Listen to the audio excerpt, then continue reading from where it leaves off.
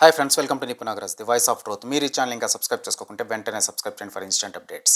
ఇక ఈరోజు మా టాపిక్, ఒక్క గ్యాస్ సిలిండర్ పంపు తాత అంటూ ట్రంప్ తాతకి తెలుగు యువత సందేశాలు పంపిస్తున్నారు. గదేంటి, ట్రంప్ తాత సైడ్ బిజినెస్గా గ్యాస్ ఏజెన్సీ కనుక పెట్టాడా ఏమిటి అంటారా? అయితే ఈ డీప్ షిట్ అనాలిసిస్లోకి మనం వెళ్ళి తీరాల్సిందే అనమాట. మనం 2 రోజుల సంధి చూస్తూనే ఉన్నాం కదా. పెద్ద పెద్ద నగరాల్లో సైతం దోశలు, పూరీలు, వడలు, బజ్జీలు, బోండాలు సైతం దొరకడం లేదు.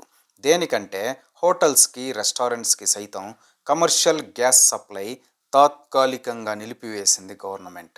ఏమిటికి అంటే, ట్రంప్ తాత పెట్టిన పెంట వల్ల గ్లోబల్గా చమురు ఇంపోర్ట్ సప్లై చైన్ బ్రేక్ అయిపోయింది. దానివల్ల ఇండియాకి రావాల్సిన మోతాదులో క్రూడ్ ఇంపోర్ట్స్ గణనీయంగా పడిపోయాయి అన్నమాట.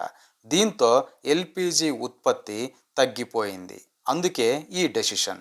ఇంపోర్ట్ చేస్తున్న డైరెక్ట్ ఎల్పిజిని ప్రియారిటీ బేసిస్లో హాస్పిటల్స్కి, ఎడ్యుకేషనల్ ఇన్స్టిట్యూషన్స్కి కేటాయిస్తున్నారు. తర్వాత డొమెస్టిక్ ఇంటి గ్యాస్ అవసరాల కోసం కేటాయిస్తున్నారు. అందుకే డొమెస్టిక్ గ్యాస్ సిలిండర్ బుకింగ్ డెలివరీకి కూడా 25 days గ్యాప్ పెట్టేశారు. వీటన్నింటినీ దాటుకొని హోటల్స్కి కమర్షియల్ గ్యాస్ సప్లై ఇవ్వాలంటే ఇప్పుడు సాధ్యం కాదన్నమాట. అందుకే దోశ, పూరి, వడ, బొండాలు కట్ అన్నమాట. అంటే ఎక్కడో ఇరాన్లో అమెరికా తాత ట్రంప్ బాంబులేస్తే మన అమీర్పేట, యూసఫ్గూడ, సౌరాష్ట్రాల్లో దోశ, పూరీలకు బ్రేక్స్ పడ్డాయన్నమాట. దాన్నే సప్లై చైన్ మేనేజ్మెంట్ అంటారు. అందుకే ఫ్రస్ట్రేషన్లో ట్రంప్ తాతని ట్విట్టర్లో ట్యాగ్ చేసి సిలిండర్ పంపు తాత అని వాయించేస్తున్నారు మన యువత. ఇక అసలు తాత ఇంత పెంట ఎందుకు పెట్టాడో ఓ పాలె చూద్దాం పదండి. జియో పాలిటిక్స్ చూసుకుంటే ఇజ్రాయెల్కి చుట్టూ ఉన్న ఇస్లామిక్ దేశాలు ఎప్పుడూ ఇబ్బంది పెడుతూనే ఉంటాయి. గందుకే 2 ఏళ్ల ముందు పాలస్తీనా స్ట్రిప్ అయిన గాజా స్ట్రిప్ని శ్మశానం చేసి పడేసింది ఇజ్రాయెల్. అసలు తన పొరుగునున్న ఇస్లామిక్ దేశాలకు ఆర్థిక, ఆయుధ సహాయాలు చేస్తున్నది ఎవరో కాదు, ఇరాన్ అనేది ఓపెన్ సీక్రెట్. వాళ్ళు ఎందుకు చేస్తున్నారు అంటే, మనం బరంపురం అందరం ఇస్లామిక్కే కదా అనే ఫ్రెండ్షిప్తో చేస్తూ ఉంటుంది ఇరాన్. ఇరాన్ దగ్గర కావాల్సినంత ఆయిల్ ఉంది, దాంతో డబ్బు వస్తుంది. సో పేద ఇస్లామిక్ దేశాలకు ఆయుధాలు గట్రా సహాయం చేస్తుంది. వాటితో వాళ్ళు ఇజ్రాయెల్ని ఇబ్బంది పెడుతూ ఉంటారు. అందుకే ఇలా కాదు అని 6 నెలల క్రితం కూడా ఇజ్రాయెల్ ఆడిని ఈడిని కాదు అసలోడిని కొట్టాలి అని భౌగోళికంగా సుదూరాన ఉన్న ఇరాన్ పైకి ఎక్కుపెట్టి ప్రిసైజ్ సర్జికల్ స్ట్రైక్స్ చేసింది. దీంతో ఇరాన్ ఒక్కసారిగా ఉలిక్కి పడిందనే చెప్పాలి.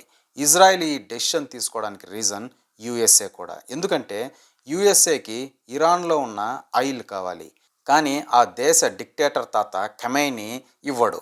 అందుకే ఈ సాకుతో ఇజ్రాయెల్ వెనకల నిలబడి ఇరాన్ని కుప్పకూల్చాలి అని ట్రంప్ తాత రంగంలోకి దిగాడు. దానికి న్యూక్లియర్ ఎన్రిచ్మెంట్ అనే సాకు కూడా చూపించాడు. ఇరాన్ వల్ల ఇజ్రాయెల్కి ముప్పు ఉంది, దానివల్ల ప్రపంచ శాంతికి విఘాతం కలుగుతుంది, ప్రపంచ పెద్దన్నగా నేను చూస్తూ ఊరుకోలేను అంటూ మొన్న ఇరాన్ పైన బాంబులేసి ఇరాన్ డిక్టేటర్ తాతని లేపేశాడు ట్రంప్ తాత. దీంతో ఇరాన్ రెచ్చిపోయి యుఎస్ఏకి మిలిటరీ లాంచ్ బేస్లు ఇచ్చి సహాయం చేస్తున్న పొరుగునున్న గల్ఫ్ దేశాలపైకి మిజైల్స్ వేసింది.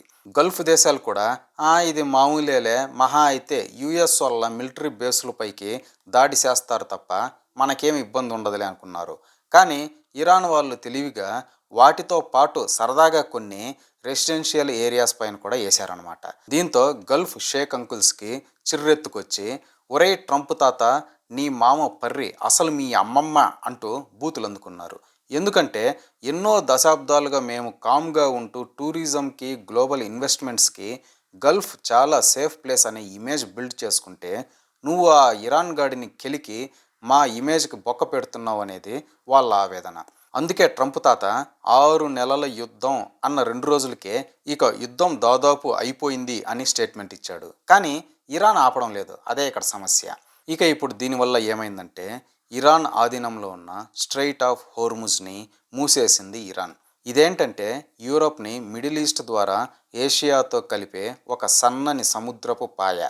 ఇది ట్రేడ్ రవాణాకి, మరీ ముఖ్యంగా ఆయిల్ గ్లోబల్ సప్లైకి అత్యంత కీలకం. నిరంతరం కొన్ని వేల కంటైనర్ షిప్స్ ఈ స్ట్రెయిట్ గుండా వెళ్తూ వస్తూ ఉంటాయి.